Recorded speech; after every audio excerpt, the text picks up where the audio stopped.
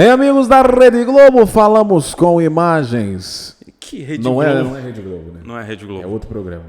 Não é a Rede Globo ainda. Verdade. Quem sabe um dia teremos um programa na Rede Globo? Não quero ter um programa. Não quer ter um programa na Rede Seria E na melhor, Band? mas... Na Band talvez. Tem alguma coisa contra a Band? Eu prefiro Não. a Rede Record. Record, Edir Macedo, eu Record. acho que tá mais perto de Deus. Rapaz, pensando bem, eu acho que a Globo é legal. Mas ultimamente eu tenho sido mais universal. Mas até que a Globo não é tão ruim, né? Não é ruim. Não. Ela pode melhorar, né? Pode melhorar. Mas por enquanto estamos pelo YouTube. E pelo YouTube, direto do canal da Pibisque. Seja bem-vindo ao Calland Podcast, o podcast da primeira Igreja Batista em São Cristóvão, aqui no município de Cabo Frio, estado do Rio de Janeiro, Brasil, meu Brasil brasileiro. Vamos falar a respeito de liderança cristã. Durante toda essa caminhada, todas as sextas-feiras, estaremos com convidados especiais para falarmos a respeito de chamado. Você já parou para se perguntar, será que você veio a essa terra à toa? Será que você veio a essa terra simplesmente por vir? Ou fazendo a moda Zeca Pagodinho, deixa a vida me levar, a vida leva eu? Eu acredito que não. E durante toda essa programação, durante todos esses podcasts, você vai descobrir a sua vocação, o seu talento, o seu chamado. E aí, qual é o seu chamado? E comigo hoje nada mais, nada menos que o ilustríssimo pastor Arthur Costa para comentar a respeito de liderança cristã. Boa noite, pastor, beleza? Boa noite, alegria grande de estar aqui nessa estreia. Na verdade, já fez alguns testes aqui que depois vão ser publicados com dados secretos que só eu tenho aqui no meu computador. A NASA também tem, né? A NASA também tem, porque sempre vazam essas coisas, né? Nada é totalmente confiável. Mas nessa abertura, né? Na verdade, é uma opção para quem não pode estar na classe lá no domingo, a gente trocar uma ideia, bater esse papo do que a gente ensina, do que a gente compartilha lá nas classes de domingo às 18. Às 18 horas. Calland Podcast. Ou Calland. Como é que se fala, diretor? Olha... College. Gostou da ideia de americanizar o português? Eu jurava que tinha alguma coisa a ver com colégio. Eu também. College. Sério, no começo. De colegiado. Aí depois é que aí depois cala de colegiado, né? Aí depois é que falaram assim, não, é chamado. Aí eu fui colocar no Google Tradutor. E você já descobriu o seu chamado? Eu tenho um college. Você já descobriu o seu chamado? Eu acredito que sim. Descobri. Qual é o seu chamado? Qual será a dúvida? Tem aquela vinheta assim, Tem tempo que eu descobri. Quanto tempo já faz que você descobriu o seu chamado? Olha, que eu descobri o meu chamado, pelo menos assim, dentro da perspectiva Reino de Deus, eu acho que eu tinha uns 17 anos, mais ou menos. Cedo. 17 jovem. anos. E eu tô peregrinando por aí até hoje, vou descobrir o meu vou pelos montes. Eu vou descobrir aqui. Meu diretor tá falando que eu vou descobrir o meu chamado. Pode ser. Eis, né? E a gente vai falar sobre dons de comunicação. Na verdade, você vai descobrindo no decorrer do tempo. Vai se aperfeiçoando. O descobrir do chamado não é um evento, assim, aconteceu. Né, o negócio. E desde agora eu recebo o seu chamado. Parecia um anjo. Do nada, né? No seminário, o pessoal brincava isso. Cara, qual foi o anjo que te chamou? Direcionou a isso? Aí a galera que chegava assim no começo, cara, que anjo, mano. Que anjo. Que parada sinistra. Nunca nenhum anjo falou nada comigo. Então tu não é chamado. Mas como é que foi assim? Você descobriu que você tinha vocação para aquilo? Exatamente. Ou foi do nada? Não é nada místico. Até meus 15 anos. Não foi um sonho, tipo assim, Deus está falando comigo através do sonho que eu devo ser pastor. Não foi nada disso. Nem sonhava ser pastor. Nunca teve no meu planejamento de vida, assim. Porque assim, eu acho bacana quando tem aquela criança que já sonha e quer ser pastor e tal. Não foi o meu caso. Até meus 15 anos eu queria muito ser oficial da Marinha, cara. Queria muito ser oficial da Marinha. Meu sonho eu fazia já os cálculos. Eu queria ser aviador também, não. Muita criança quer ser aviador. Não, eu só queria ser oficial da Marinha. Seja qual for o papel. Assim, eu vou terminar meu ensino médio com 16 para 17 anos. Eu vou fazer uma prova oficial, vou passar. Eu estudei, cara, a minha cabeça estava focada nisso. Até meus 15 anos, assim, eu vou ser um oficial da Marinha. Eu quero ser um militar e quero ser um oficial da Marinha. Eu terminei ali meu ensino médio com 17 anos. E aí você teve que tomar uma decisão ou não? O negócio é que, assim, quando eu tinha 15 para 16 anos, eu ouvi algumas mensagens, eu já era membro daqui da Segunda Igreja Batista, aqui em Cabo Frio mesmo. São Cristóvão. E um missionário que estava em Moçambique, chamado Juraci Lemos, ele veio com a esposa dele pregar. Estava em missões aqui? Era época de missões e tudo mais. Sim. E ele começou a pregar sobre o trabalho em Moçambique, e em Portugal também, em vários outros lugares. Cara, sabe quando Deus vai mudando assim na sua cabeça? Vai entrando. Vai mudando. E ali dos meus 16 para 17 anos foi um ano crucial, assim, porque eu já terminei o ensino médio, que na época era técnico em administração. Na época existia, pelo Estado, o ensino médio técnico já, que hoje é só em escolas federais. Sim. O ensino médio técnico em administração, eu estava me preparando, estudando para fazer uma prova oficial, porque você podia na época, eu acho que era CPOR, cara, era um negócio desse. Da sua época eu já não participo muito, não. Era uma parada dessa, quem é mais velho vai lembrar, que tem um lance desse. De você fazia a prova e já entrava como oficial. Aí todo mundo me desanimava, tu não vai conseguir, tem que não estar deveria ser escola. Facinho também a prova, né? Geral para entrar direto. Tinha gente que até falava, não, faz prova para aprendiz de marinheiro. Eu falei, não, cara, eu quero entrar como oficial, doideira. Tinha o seu objetivo já traçado. Tinha o meu objetivo. Mas ali dos meus 15, 16, 17, dos 16 para 17, então, assim, virou uma chave mesmo. E eu falei, cara, não vou nem fazer prova para nada, para militar, nem nada. Quando eu me alistei no Exército, nem me alistei na Marinha. Na entrevista, tem aquela pergunta, você quer servir? Eu falei, não. Desistiu. Desisti total. E aí? Desisti total. Ali você acha que virou a chave para o seu chamado? Ali virou a chave. Na verdade, naquela mensagem do pastor Juraci, assim, uma chave virou na minha cabeça mesmo e eu comecei a pensar. Tudo começou a fazer sentido. Eu comecei a pensar, refletir num monte de coisas sobre o sentido da vida, sobre o que Deus tinha feito na minha família. Movimento cósmico não, né? Cara, não. Mas assim, o negócio As estrelas se alinharam e pronto. Outro rumo, um rumo totalmente diferente. Tanto é que quando eu cheguei para meus pais e falei assim, olha, eu quero estudar teologia. Na época não tinha seminário aqui. Seus pais são cristãos? Meus pais são. E não tinha seminário de teologia aqui na região. Isso foi em 93, cara. Vai revelar a idade, 94, por aí. 93, 94, mais ou menos essa faixa. E aí eu cheguei para eles e falei, eu quero estudar teologia, assim, assim, assim. Minha irmã morava no Espírito Santo na época e eu fui estudar no Seminário Teológico Batista do Estado do Espírito Santo. Na época, teologia era 5 anos. Depois mudou para 4 anos de novo.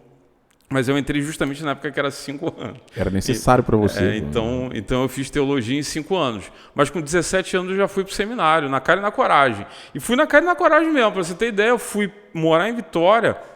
Não tinha emprego, não tinha nada, cara. Não tinha nada. E os custos financeiros? Cara e coragem. Chegava na igreja assim, você tem a sala de escola bíblica dominical que eu possa dormir? Que eu estou fazendo. Até hoje não sei de onde saiu tanta coragem. Mas a gente foi. Assim, eu fiquei de favor na casa de uma irmã da igreja, depois morei numa sala da EBD da igreja durante 1 ano e tal. O primeiro ano foi bem difícil, assim, foi bem complicado. Me lembro que a primeira mensagem que eu preguei, cara, foi num culto no lar. Tremeu? Cara, assim, não é que eu tremi depois. Porque assim, eu preparei, sabe, aquela parada de seminarista, preparei o negócio, escrevi tudo, preparei o lance para pregar. Sim. Preguei num culto no lar, na casa do irmão da Igreja Batista da Glória, em Vila Velha, fica do lado da fábrica da Garoto. E o que aconteceu? Depois do culto, chegou um irmão para mim e falou assim, rapaz, tu é seminarista, né? Eu tinha 17, ia fazer 18 em março. Isso era janeiro, fevereiro, assim. Falei, sou seminarista, mas acabei de entrar. Porque eu não entendi nada que tu pregou, cara. Sério. Foi maravilhoso, né? Não entendi nada. Você começou no Gênesis e já estava falando de Apocalipse no meio de Abacuque. Sério, não entendi nada do que tu pregou. Aí, sabe quando dá aquele... Tem que falar para esse irmão que sincericídio mata. Assim, eu falei assim, pô, mas nada mesmo, assim, nada. Não entendi. Nem aquela partezinha que eu falei assim. Ali, cara, assim, meu chamado deu uma bambeada, porque Não deu vontade de desistir? Deu vontade de desistir. Porque ele virou e falou assim, mas você tá fazendo seminário, você é chamado para isso? Você tem certeza? Aí na hora você fala, cara, nem sei, sabe?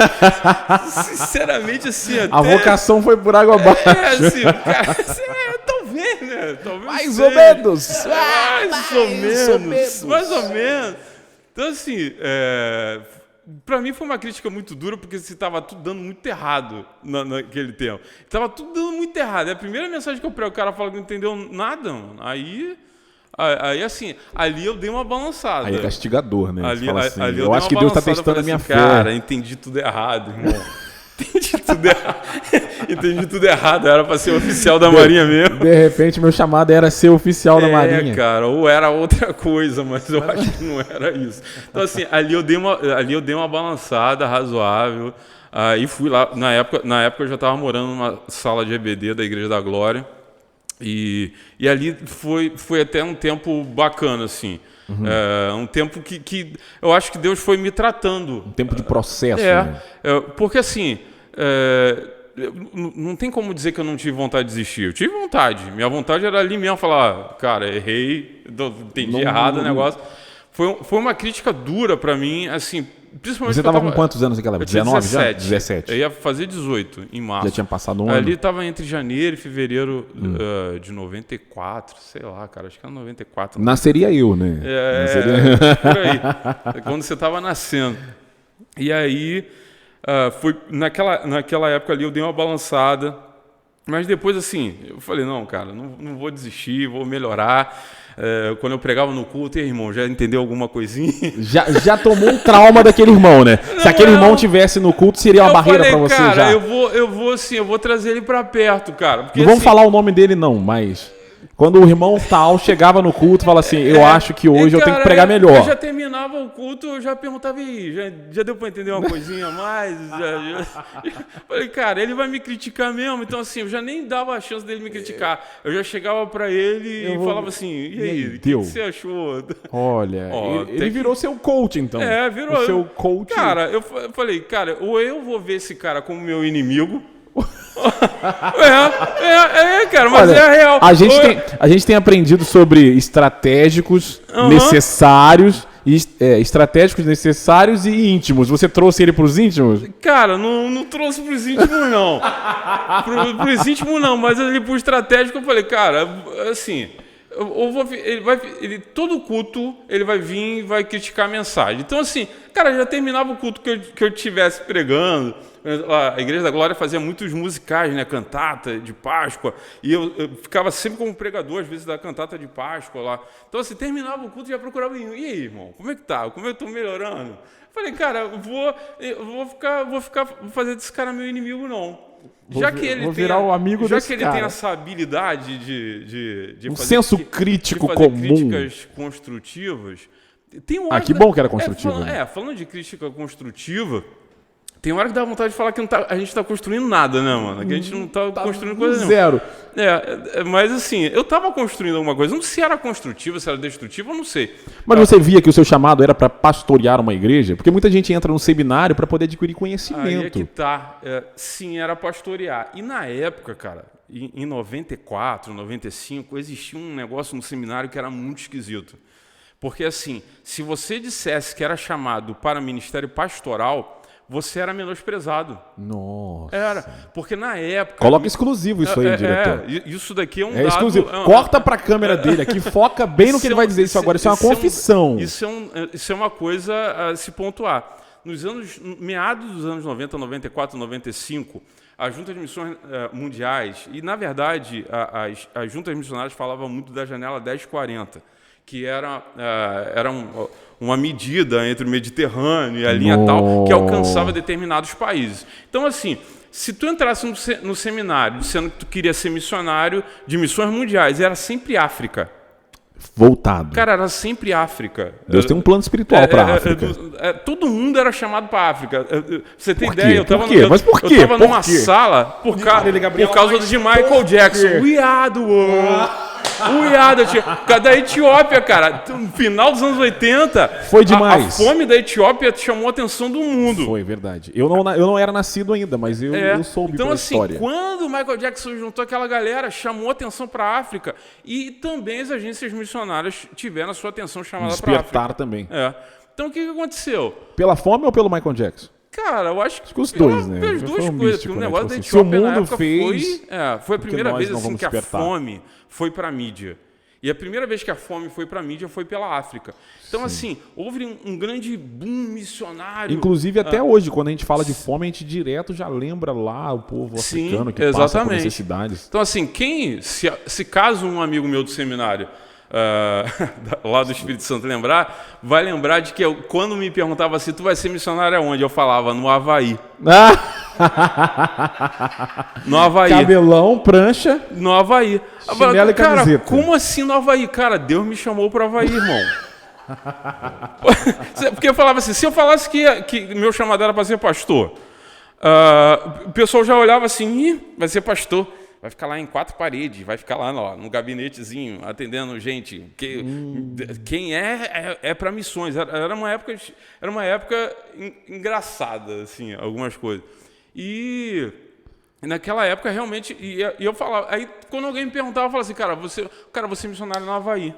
Você é missionário no Havaí. Tu mandava assim mesmo, na real? Na cara dura. Tanto é que lá vai o missionário do Havaí. Lá vai o havaiano. E o Havaí estava fora da janela 1040. Hoje em dia, você nem ouve mais falar de janela 1040. Porque hoje se entende que o mundo todo é um campo missionário, cara. Não tem mais essa de enquadrar aqui esse espaço. A sua casa é um campo missionário. Não tem mais essa parada. Então, assim, naquela época, eu já tinha a minha questão mais voltada para a questão pastoral. Naquela época, eu fui secretário executivo da Associação Vila Velense, muito novo, 18, 19 anos, era bem jovem mesmo.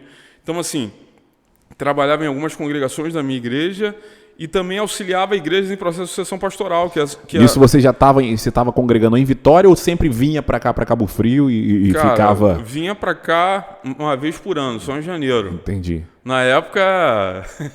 das férias. Na época, assim, não existia celular, cara. Eu me lembro o primeiro celular que eu usei, nem era meu, era da empresa que eu trabalhava.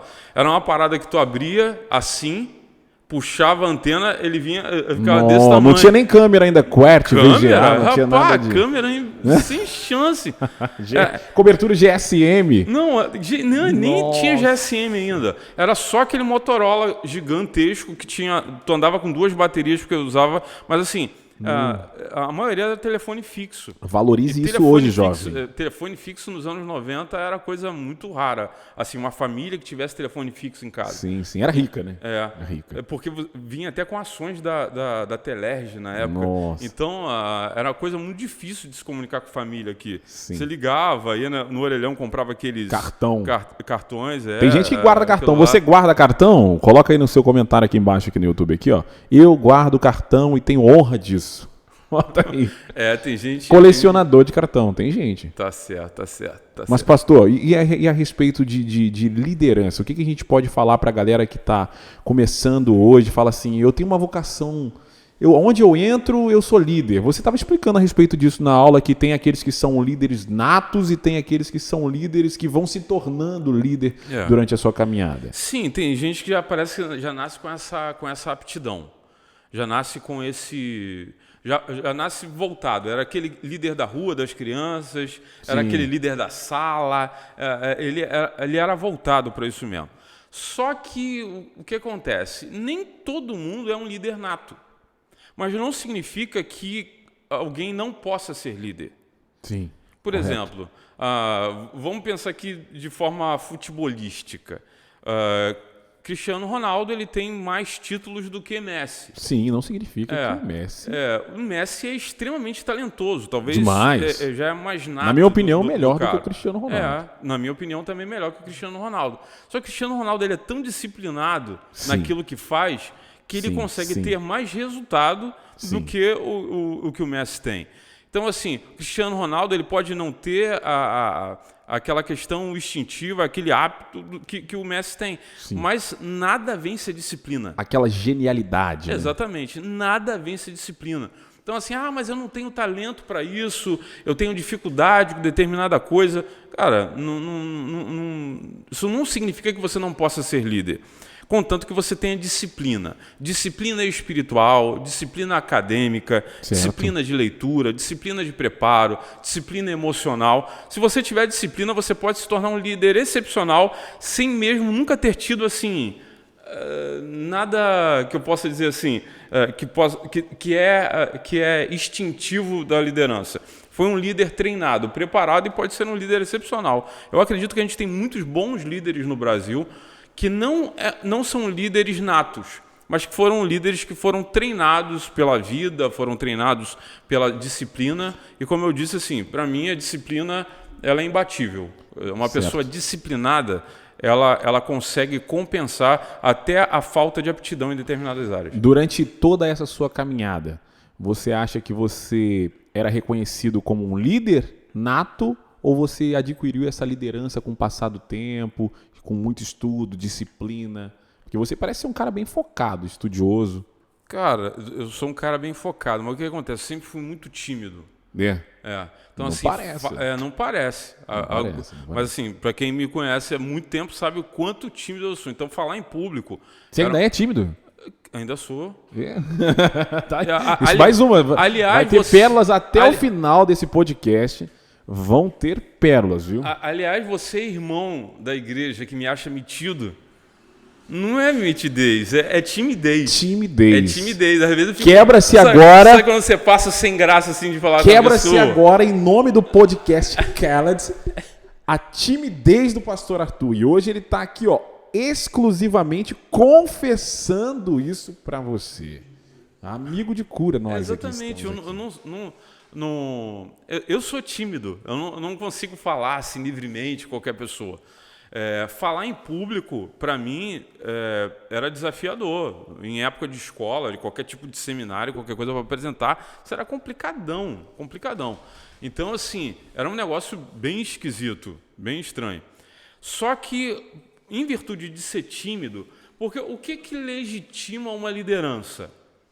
Não é quando ela simplesmente exerce a liderança, é quando ela passa a ensinar.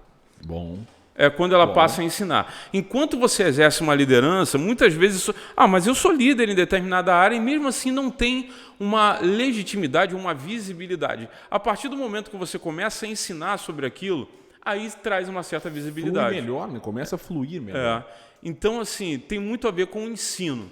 Então, assim, eu acho que muito disso foi sendo legitimado com o tempo mesmo. Eu não vou dizer assim que eu era um líder nato. Talvez eu já tivesse alguma aptidão para ser líder, por questões da rua e tal. Mas como por ser muito tímido, sempre ficava assim, muito... A experiência trouxe esses resultados. Então, assim, a necessidade de você ter que falar, de você ter que exercer, de você ter que ensinar... trouxe para mim essa legitimação de liderança, assim, de ser reconhecido como líder. Eu acho que esse reconhecimento como líder veio mais com o passar do tempo, não foi assim instintivo, não, esse daqui é um líder nato, esse daqui não... Esse foi escolhido para liderar, acho que não foi. No meio das crianças ele é o mais esperto, não, e nem por estatura, né? Normalmente você diz, quem é o maior? Não, você vai ser o cara, vai ser o líder. Não. Antigamente Então eu acho que foi com o decorrer do tempo mesmo, das pessoas verem assim, puxa, ele é jovem, mas mesmo assim ele tem alguma coisa a ensinar. E eu acho que ali, sim, algum reconhecimento como líder começou a se concretizar. E você passa o seu método de ensino como aquele método infalível de liderança? Inclusive, vai ser exclusivo aqui hoje, o pastor Arthur vai trazer para você um método infalível, com 3 letrinhas, um método infalível que até os dias de hoje nos traz a memória e nos traz a expectativa de ser um bom líder. Como ser um bom líder? Quais são essas siglas? Na verdade, essas letras. Você criou ali um jargão. Não fui eu que criei, não. Não foi, não? Não fui eu que criei, não. Quem foi que criou? Na verdade, é uma junção de uma série de coisas. Mas aqui quero dar algumas recomendações, dicas literárias. Vamos lá. É que eu não vou ficar catando aqui, mas meus livros estão aqui. Deu para ver que tem uma estante. Dicas literárias. Eu falei seja bem-vindo, mas sou eu que estou na casa dele, tá, Liderança Corajosa, do Bill Hybels. Cara, um livraço. Liderança Corajosa, do Bill Hybels. É um livro e tanto. Recomendo para qualquer crente. Vai estar aqui embaixo na descrição, tá? Daqui a pouco você pode olhar aí na descrição. Vai estar aqui para você ver esse livro. E um outro também, cara, recente, Especialista em Pessoas, do Thiago Brunet. Muito interessante, uma leitura muito fluida, muito prática. O Thiago Brunet tem sido um baita de um coach espiritual. Então, assim, eles têm desenvolvido um trabalho muito interessante.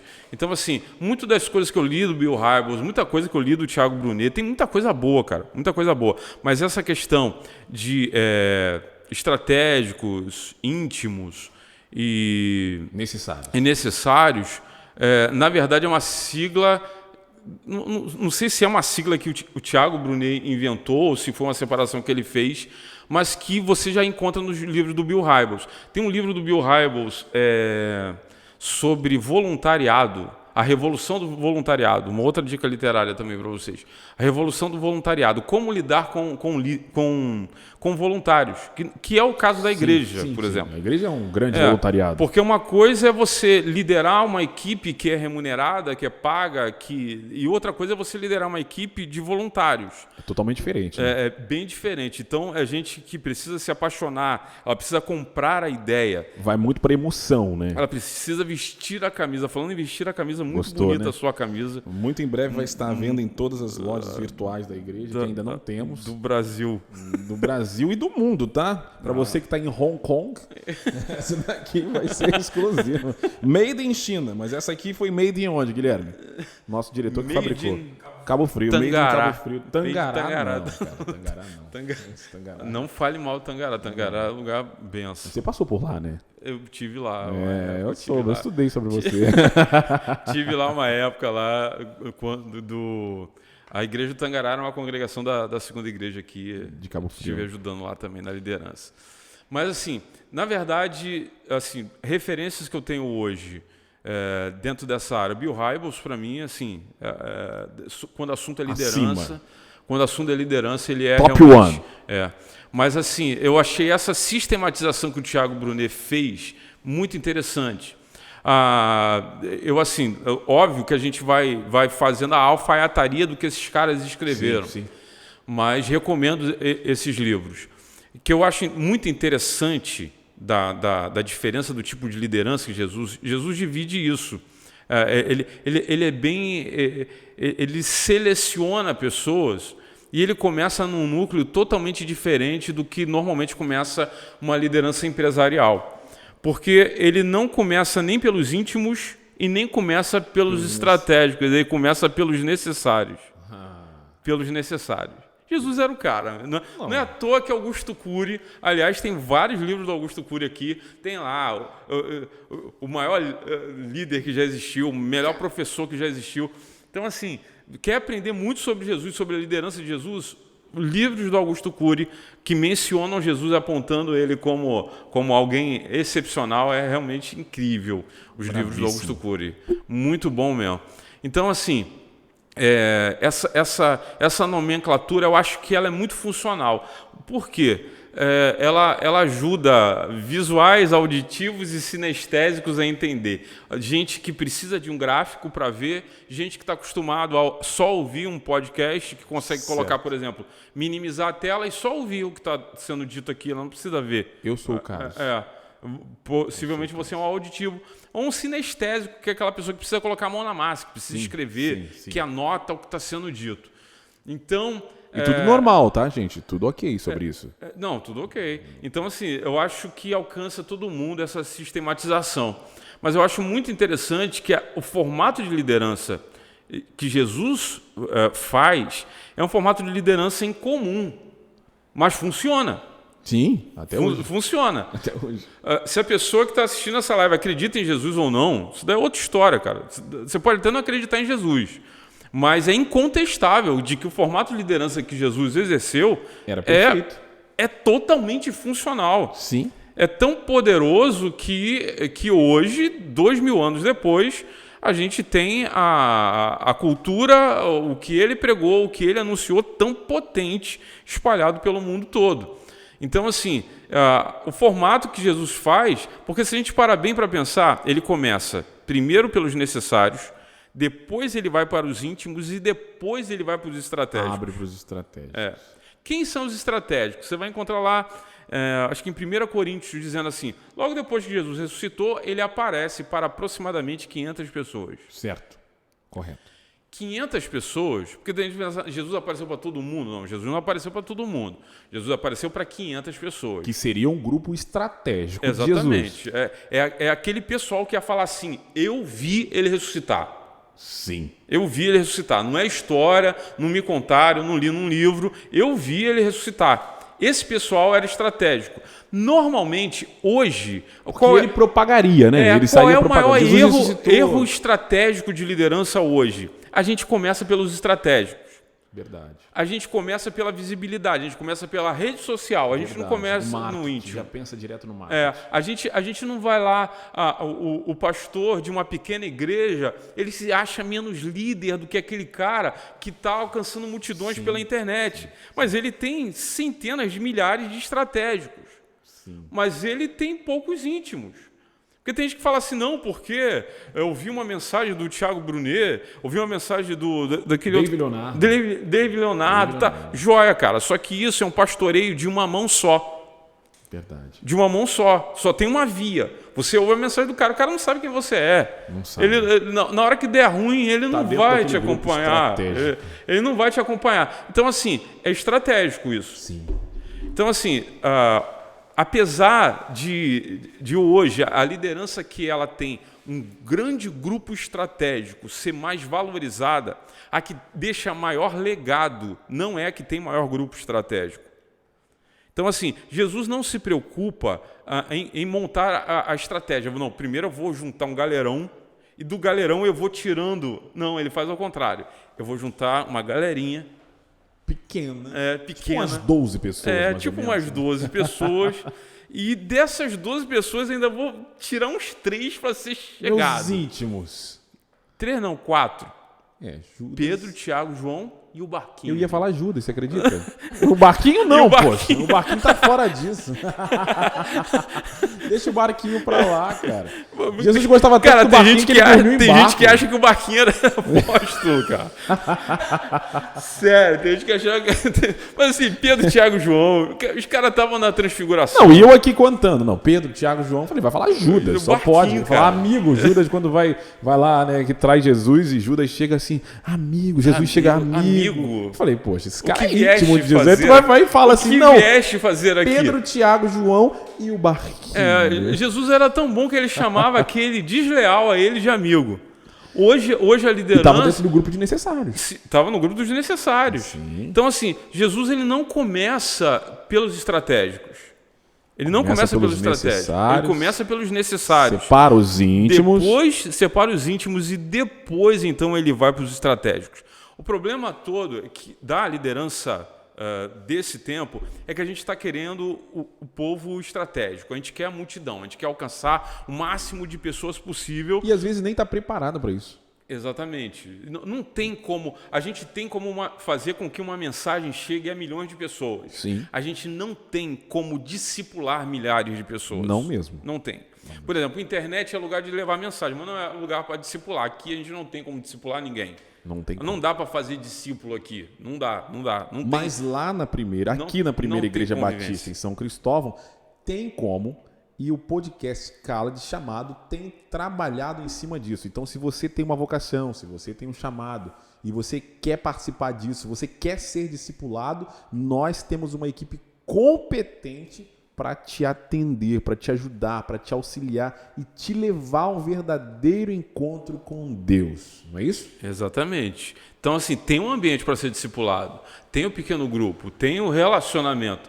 Jesus não chama 12 caras para ficar dando palestra para ele, desenhando em quadrinho. Fala assim, olha só, vem e anda comigo. Melhor forma de aprender. Exatamente. Vem e anda comigo. Melhor forma de aprender. Na verdade, eu não diria nem que é melhor, é a única. O exemplo é a única forma de ensinar. Vem cá, vê como é que eu faço aqui. Olha só, tá vendo aqui esse milagre aqui, ó? Faz agora igual. Pode ser o excepcional professor. É como se fosse um oncologista, por exemplo. atendendo você e falando, olha, você tem que ter cuidado isso. De repente ele sai dali, puxa um cigarrão. Não, Fala assim, pô, pera lá, faça como eu faço. Aí me quebra. Então, Não assim, dá. a grande dificuldade... O nutricionista gordinho. Nutricionista não, porque o jejum intermitente. Aí tu fala jejum assim. intermitente e tá comendo chocolate ali na sua frente. Mas o jejum intermitente não doutora vai. Locke, isso pode. Então, assim, quando o discurso não se alinha com a prática. Fica ruim. E esse é um grande complicador do Evangelho, porque o Evangelho ele fala de tudo, ele trata sobre tudo, a gente fala sobre tudo, mas aí e na prática? Porque, sinceramente, nosso discurso, nossa mensagem, ela está muito conhecida. Ela está muito conhecida.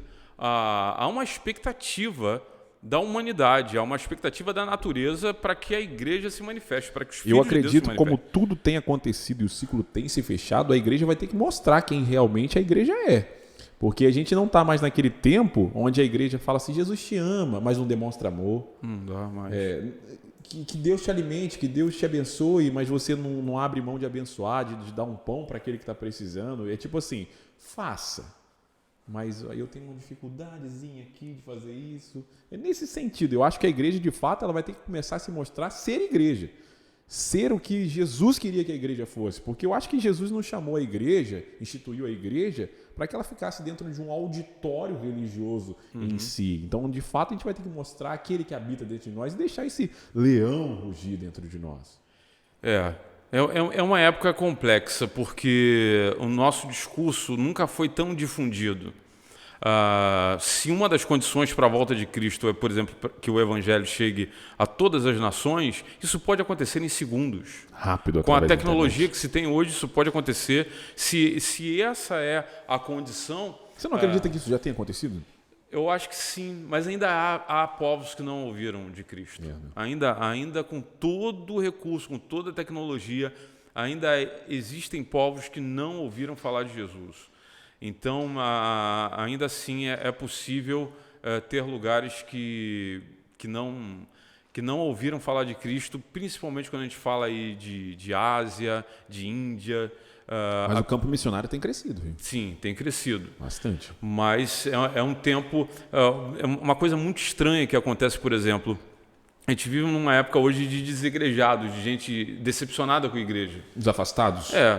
Hoje, a gente tem base de número disso? Hoje, na verdade, assim, o número de afastados hoje no Brasil, ele representa... Aproximadamente 40 milhões. Nossa. Aproximadamente 40 milhões. É muita gente. Então, assim, é maior do que a Assembleia de Deus.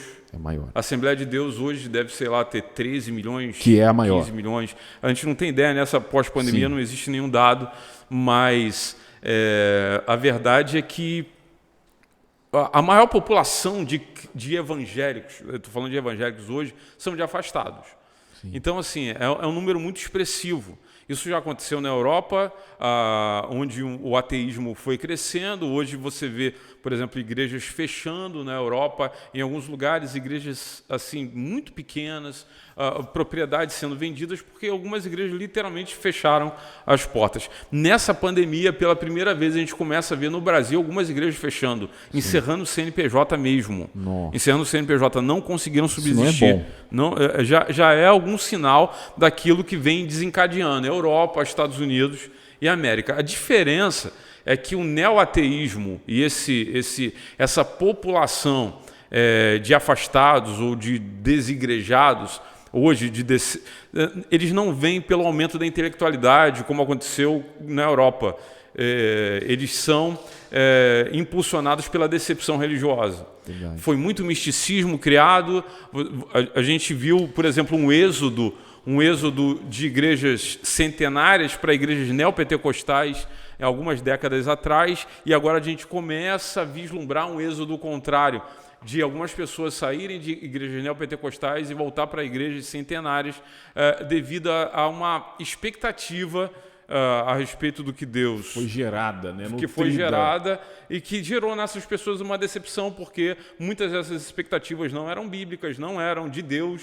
Então, assim, essas pessoas se decepcionaram com a igreja, com Deus, com aquilo que fizeram do evangelho que pregaram para elas. Então, a gente tem aí um fenômeno no Brasil de muitos afastados de igreja em virtude dessa decepção religiosa e um neo-ateísmo muito latente já aparecendo por aqui, que com certeza terá consequências. Só a gente vê o que aconteceu na Europa, o que está acontecendo nos Estados Unidos, o que vai acontecer aqui. A falta de discipulado faz isso. Exatamente. A falta de discipulado. O formato de liderança de Jesus era a convivência. Vem e anda comigo. Tem como andar com 500 pessoas? Não tem como andar com 500 pessoas. Tem como andar com 20 pessoas? Não dá, cara, não dá. Então, assim, ele escolheu 12, passou 3 anos full time. É isso que o pessoal não entende. Assim, se você estiver assistindo essa live, faz o cálculo aí. Pega 3 anos vezes 365 vezes 24 e calcula as horas. Quantas horas Jesus passou com aqueles caras? Meu diretor essa hora já está calculando lá do outro lado para me dar a resposta fresquinha. Isso. 3 anos vezes 24 horas full time com aqueles camaradas. Nem a maior faculdade teológica, nem toda a pós-graduação e doutorado vai dar a bagagem que aqueles caras tiveram. É muita bagagem. Porque eles não só leram, eles viram, eles aprenderam ali. Eles aprenderam afundando na água, como Pedro. Literalmente. Afundando na água como Pedro. Então, assim, tinha teoria, tinha prática naquilo. 3 passinhos, afunda, sobe de novo, eu vou te dar outra chance. Exatamente. Olha lá, já fizeram o cálculo ali, ó. 280 horas. 26.280 horas. Que doutorado ou pós-doutorado tem isso daí, irmão? Não tem, cara. Nem o melhor faculdade, nem Harvard. Não tem. Harvard. Não tem. Então, assim, o formato de liderança de Jesus é assim, cara, é full time com vocês. Eu vou passar aqui 3 anos integral com vocês. Mas teve uma galera que repetiu aí, hein? Tem uma galera que repetiu. Sempre tem. Você pode ter o melhor professor, pode ter a melhor faculdade, sempre vai ter um repetente. Tanto dentro dos necessários, quanto dentro dos íntimos. Exatamente. Vamos aqui separar os íntimos. Pedro, Tiago e João. E o Barquinho. E o Barquinho. e o Barquinho. O Barquinho era íntimo para tirar aquela soneca. Todos os outros 8. Os 2 Tiago, a galera. Aí vai os 500 lá estratégicos. Que eram aqueles que anunciavam, que falavam, eu vi. Ele tinha um cravo, ele tava... É aquele cara que dá o like, que compartilha. Sim, ativa sininho. Ativa sininho, coloca pra quando lembrete. Vier de novo, eu te conheço. Esse é o estratégico. Só que, assim, entre os íntimos, entre os necessários... Teve o próprio Judas Iscariotes, que depois foi substituído por Matias, e teve Paulo também. Mesmo ele repetindo, Deus ainda deu a oportunidade de fazer Jesus ainda deu a oportunidade de fazer o supletivo, que falou assim, amigo. Acha que na hora que Jesus chama ele de amigo, era a oportunidade dele se redimir. Deu a chance, amigo, e aí? E dentro dos íntimos, a gente tinha Pedro, né? Um cortador de orelha absurdo. Sim. E aí? Era um cara temperamental. Como né? eu falei na aula, para mim, assim, Pedro era ruim. Ruim? Ele era ruim. Se ele fosse bom, ele tinha matado o cara. Ele não foi pra tirar. Sim, ele era ruim. Ele não foi pra. Cara, ele não foi pra tirar. Eu vou ali só pra cortar a orelha. Peraí, a minha especialidade é cortar orelhas. Vou lá, eu sou o espadachim da parada. O Fruit Ninja, no caso ele era o Fruit Orelha. Não, cara, ele foi pra matar o cara, irmão. Ele foi pra matar o cara. Só que, graças a Deus, ele era muito ruim. Ventou, balançou, ele não matou o cara, ele arranca a orelha e Jesus vai lá e cola a orelha. Olha, é triste falar isso, mas Jesus ainda está colando umas orelhas que a liderança até hoje continua arrancando. Isso é verdade. Em nome da fé não se machuca pessoas. Porque é a espada da verdade, olha, com a Bíblia. Muita gente está machucando, gente, está arrancando a orelha que quando Jesus está tendo ser que recolar, curadas. cara. Então, assim... É muito sério o uso da palavra.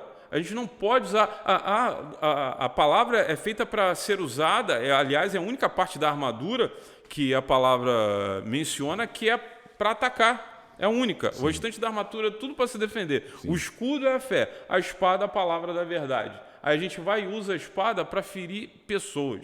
Mas a nossa luta não é contra carne nem sangue, é contra principados e potestades. Então uma arma espiritual deve ser usada em questões espirituais e não contra pessoas. Deus continua ainda colando orelhas. Guerras espirituais se usa ferramentas espirituais. Então, assim, Jesus ainda continua colando umas orelhas que a gente Você não acha que esses 40 milhões... Cara, eu tava pensando assim, mas talvez... Malco, né, o nome do cara? Não sei. Talvez Malco fosse orelhudinho. O Malco da orelha, né?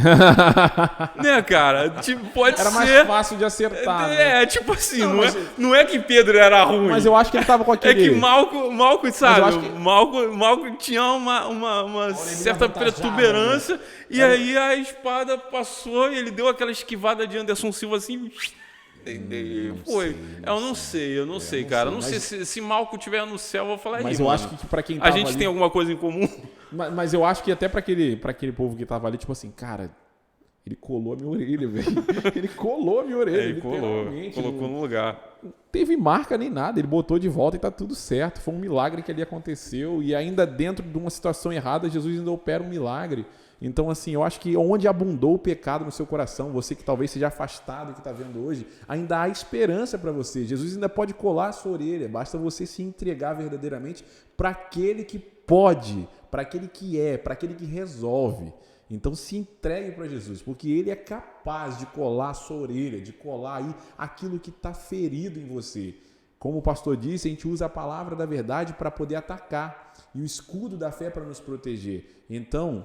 seja curado pelo sangue de Jesus, seja curado pelo sangue do Cordeiro, porque Ele é capaz de resolver os seus problemas. Não se baseia somente em homens, se baseia na fé, na palavra da justiça, porque é ela que vai trazer toda a verdade. E assim você vai ficar menos ferido.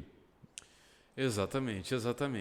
E como eu falei na última aula, tem os facilitadores e os bloqueadores. Verdade. Uma coisa que a liderança precisa aprender a identificar, no geral, entre íntimos, necessários e estratégicos, são aqueles que são facilitadores. São pessoas que têm facilidade de celebrar. Eu acho que falta um pouco isso hoje em dia. Porque o amigo não é só aquele que está no momento difícil. Amigo é aquele que é capaz de suportar o teu sucesso. Que tem gente que é assim, não. Você pode estar feliz, mas não mais que eu. Você pode ter esse carro, não pode ser melhor do que o meu. Então fala assim, cara, porque o amigo, no momento ruim é que você vai ver quem é amigo. Como é que se identifica um facilitador e um bloqueador? Um facilitador é alguém que sabe celebrar contigo. Líder, se você exerce uma liderança de alguma forma, de alguma maneira, com certeza...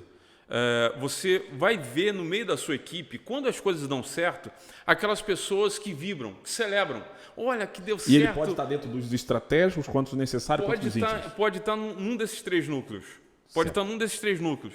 E é interessante observar, porque tem muita gente que está nos estratégicos que poderiam já estar entre os necessários. Ou até mesmo nos íntimos. Ou até nos íntimos, porque é gente que celebra junto. Sim. É gente que celebra as soluções. Sim. Pode não ter sido excepcional, mas ele celebra porque ele sabe que foi feito o melhor que poderia ser feito dentro das condições que se tinha. Deu até o próprio melhor.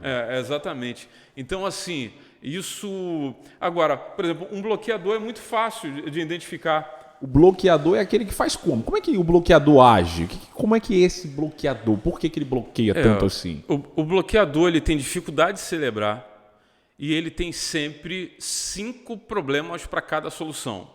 Nossa. É muito simples o líder entender quem é um bloqueador.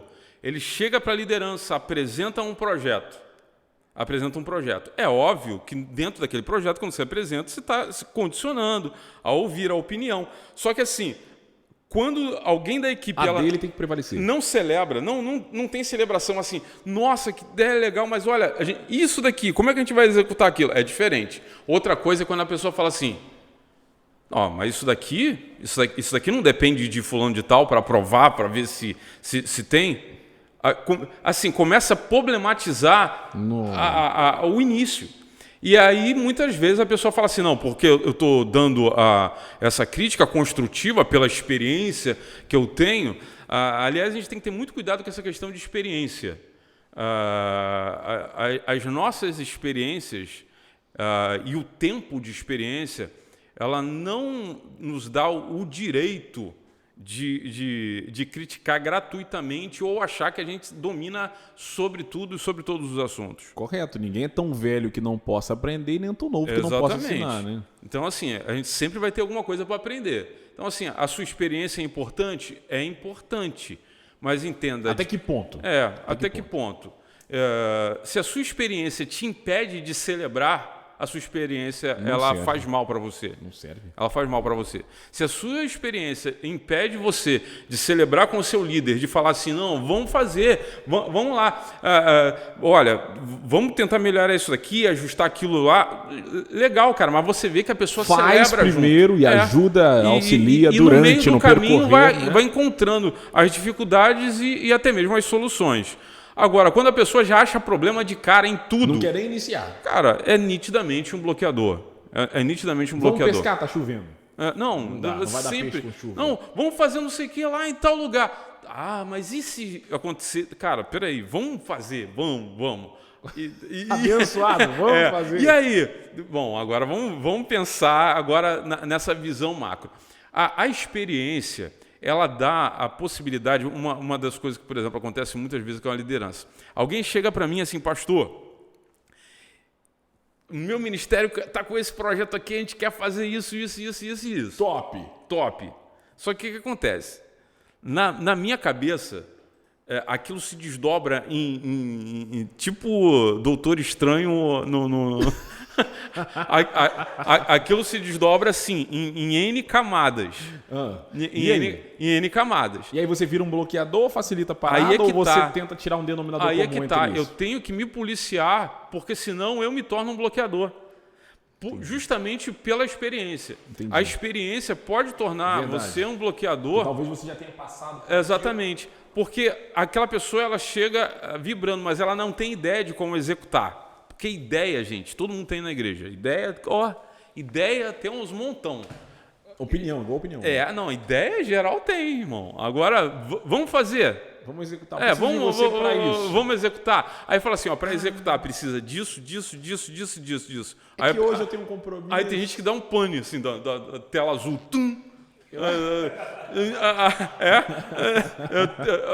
Cola a placa. Cola a placa na hora. Brasil. Cola a placa na hora. Tipo assim, como é que vamos fazer? Então precisa disso tudo? Precisa, irmão. Precisa, não é? E mais um pouquinho. E mais um pouquinho. Mas o pastor está falando para eu não fazer? Não, eu só estou falando que para você fazer isso, você precisa disso. Mas se aquela pessoa não fosse uma pessoa discipulada, talvez ela já teria gerado ali um problema para ela e ela se afastado. Porque tem muita gente que é mal alimentado dentro das igrejas, você não acha? Não estão preparados para ouvir também o não. Porque às vezes a pessoa cria um projeto, ela fala assim, cara, só vou levar para o pastor, vou apresentar aquilo a ele, vai dar certo, amanhã eu começo e seja o que Deus quiser. Aí o pastor vem, apresenta a realidade da série do que pode acontecer e a pessoa acha que o pastor está bloqueando aquilo que ela quer fazer por causa da experiência que ela não tem e não sei o que, e fala assim, o meu pastor é muito ruim, não aceita nada que eu falo, é muito complicado, do fulano ele aprova. E aí tem aquela história da pessoa que observa o outro, vê que o outro está sendo mais feliz que ela e talvez se afaste. Você não acha que, talvez até, já voltando por um ponto muito importante que a gente falou de afastado, não seja também por causa disso, da pessoa estar muito emotiva e pouco racional e a igreja, na luz de liderança, os líderes da igreja, não ter nutrido bem aquelas pessoas com alimento... Na verdade, assim, eu acho que um dos maiores exemplos bíblicos de um bloqueador é o irmão do filho pródigo, o irmão mais velho. Sim, que não celebrou. Né, o irmão mais velho do filho pródigo, ele não celebra com a volta dele, ele se porta como se o pai fosse injusto. Por quê? E ele acha que ele é muito novo para estar fazendo aquilo. Entendi. Então, assim, uma das coisas muito comuns de um bloqueador é falar assim, eu já estou aqui há muito mais tempo que essa pessoa. natural essa que isso pessoa é aconteça. nova demais para fazer o que está fazendo. Chegou agora e já tem essa oportunidade. Imagine que Deus pensasse nisso a respeito de Davi, por exemplo. Davi era jovem, extremamente jovem para fazer o que ele estava proposto a fazer. Então, assim, o tempo de casa ou o tempo de crente não é critério de Deus para usar a pessoa para o seu propósito. Não é. Então, assim, impedir que pessoas mais novas ou mais jovens possam exercitar até mesmo liderança é um erro. Apesar de ter a necessidade de ter um determinado cuidado. Como eu tinha terminado uma frase até que eu coloquei, e aí é uma frase minha mesmo, liderança não é para hemofílicos emocionais. E aí? Como é que é essa parada de hemofílico? Por Hemofílico quê? é aquele que sangra direto, né? A hemofilia é uma dificuldade do organismo de coagular. Coagulação, sim. Então, assim, um hemofílico ele pode sangrar muito ou sangrar até morrer. Verdade. Então, assim, qualquer ferimento para um hemofílico é muito perigoso porque ele pode sangrar muito. A hemofilia emocional é quando aquela pessoa ela se machuca, porque não tem como ser líder e não se machucar.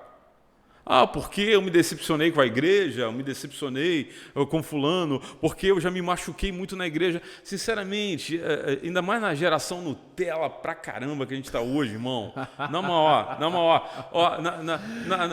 Eu fico imaginando... Nutella versus raiz. Eu fico imaginando essa geração de hoje, na primeira mensagem, um irmão virando e falando assim, não entendi nada que você pregou. Então, assim... Na raiz eu sei o que ele faria. A igreja segue caminhando.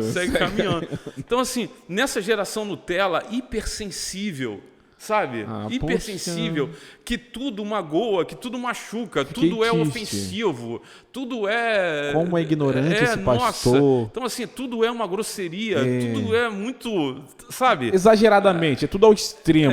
Então, assim, essa geração Nutella demais... Os extremos, eles são de difíceis. Hoje, ela está gerando poucos líderes que aguentem um tranco. Verdade. Que tem hora, meu irmão, que a gente é atropelado nesse negócio, tem hora que a gente se machuca grave. E hemofílicos emocionais, gente que sangra emocionalmente, pode colocar a câmera em mim agora. Foca no pastor Arthur. Se você não consegue estancar a sangria emocional que você tem, quando você é ferido por alguma coisa, esqueça a liderança, não é para você. Não é para você. Não foi chamado para liderar. A menos que você queira tratar isso. Você pode ter toda a bagagem teológica, conhecimento, tempo de liderança, um monte. Se você está num momento hoje, onde há um sangramento emocional, onde alguém se opõe a você, você se machuca e você não consegue parar de sangrar, deixa a liderança para se proteger, para se resguardar, para se tratar o emocional, se blindar, tomar o anticoagulante do céu e ali então suportar as feridas e as dores da liderança. Porque não é esse glamour que você vê na internet. Não tem glamour na liderança. Não tem glamour no ministério pastoral. É bonito tu ver um pastor pregando pela internet. É lindo. Mas ninguém sabe o que é um gabinete de verdade. Por isso, valorizem os pastores das igrejas locais. Pode ser o pastor lá da igreja de 30 mesmo. Mas o meu pastor é muito simples, ele fala desse jeito. Eu gosto mesmo daquele da internet. Aquele da internet não sabe quem você é. Na hora que der um problema na sua casa, ele não vai te visitar. Você não vai ter como compartilhar uma dificuldade com ele. Mas a mensagem daquele da internet é linda. Tá, beleza. Quer experimentar? Manda um oi para ele, ver se ele responde. Exatamente, mas é o arroz com feijão do seu pastor que te nutre. Que vai te alimentar. Que faz ser quem você é. Então, assim, mas eu nem lembro o que meu pastor pregou. Eu não lembro a comida que Carol fez para mim há uma semana atrás, cara. Não tava boa, Carol. Mas se eu... Não tava boa. Não lembro, tu lembra? Carol, corta aqui pra mim agora, meu diretor. Olha... Eu não lembro. Existe uma crítica aqui hoje, tá, Carol? Eu vou falar que é a verdade. Tô comprando quentinha direto. Tá comendo quentinha no estúdio pra não comer a sua comida. Não lembra da comida? Se eu perguntasse à minha esposa, o que nós comemos ontem? Se foi eu que fiz, ela vai falar assim, adorei aquele escondidinho. Adorei aquele negócio. Porque ela gostou da comida. Quando o cara não gosta da comida, ele nem lembra. Ele fala Cara, assim, não, é melhor não é. esquecer esse Cara, problema. a verdade é que a gente não lembra, irmão. A gente não lembra. Mas foi importante. Eu só tô em pé hoje por causa da comida que eu comi uma semana atrás.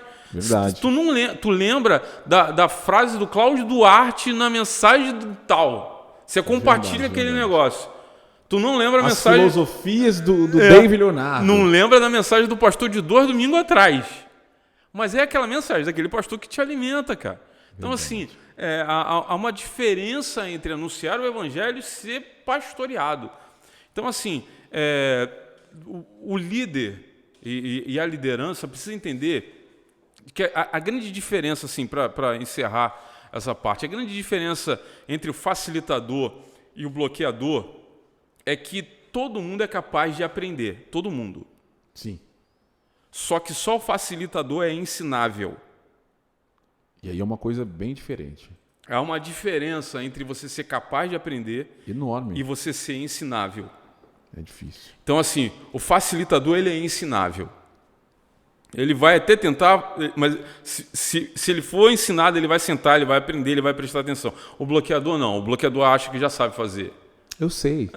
É o clássico do facilitador. Isso daí eu domino. Isso aí é tranquilo para mim. Para mim sei como é. É mole. Já faço isso há mais de 50 anos. Aí usa até a experiência, né? Não, Exatamente. Isso aí eu faço quando você nasceu, menino, eu já fazia isso. E cria resistência com um cara que é mais novo. E aí o que acontece? Ele é capaz de aprender, mas ele acha que não tem mais nada para aprender. Não é necessário que ele aprenda. Ele já não é mais ensinável.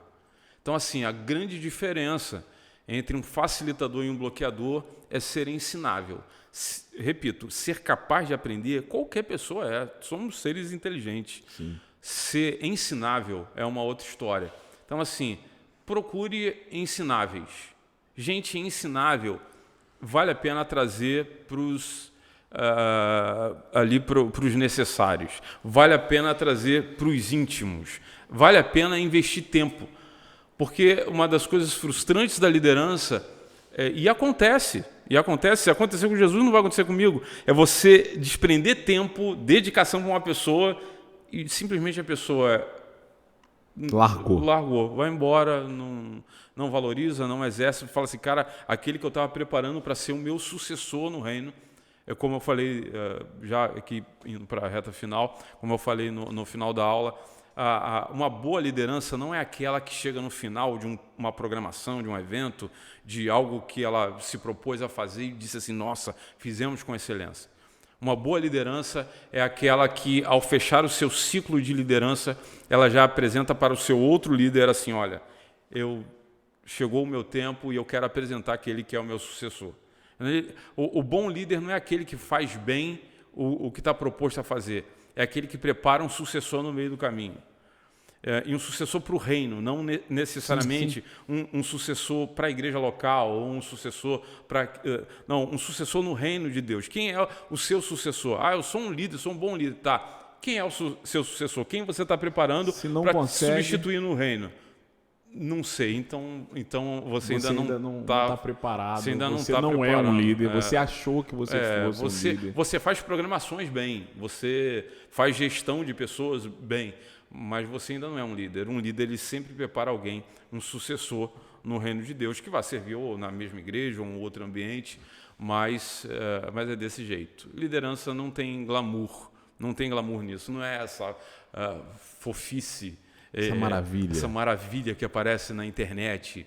Não é. Meu lindo! Não é. No ministério pastoral a gente se machuca, na liderança de qualquer tipo de área da vida, você se machuca, você se fere, então você tem que ter uma robustez emocional. Tem como ir para a guerra sem voltar ferido? Não dá. Então, sem voltar com marcas? Você tem que ter uma robustez emocional para suportar o lidar com pessoas, ao lidar com equipes, mas a gente deve sempre entender de que o voluntariado é dar às pessoas a oportunidade de participar daquilo que Deus já está fazendo. Uma das coisas que eu vi muita gente, às vezes líderes, terem a dificuldade de lidar com voluntariado é assim: eu não vou falar com fulano de tal não, porque fulano de tal é corretor, ele está muito ocupado, é tal isso e aquilo outro, fulano de tal é médico, fulano de tal é psicólogo, eu não vou chamar essa pessoa para participar, porque a pessoa já é tão ocupada. Não, cara. Não vai querer olhar para mim. Entenda de que quando a gente chama pessoas para poder fazer determinada coisa, ela pode ser médico, engenheiro, pode estar ocupada num monte de coisa. A gente está dando à pessoa a oportunidade de participar daquilo que Deus já está fazendo. Porque Deus vai fazer com a gente ou sem a gente. A gente só vai ser um canal. Exatamente. Com a gente ou sem a gente, Ele vai fazer.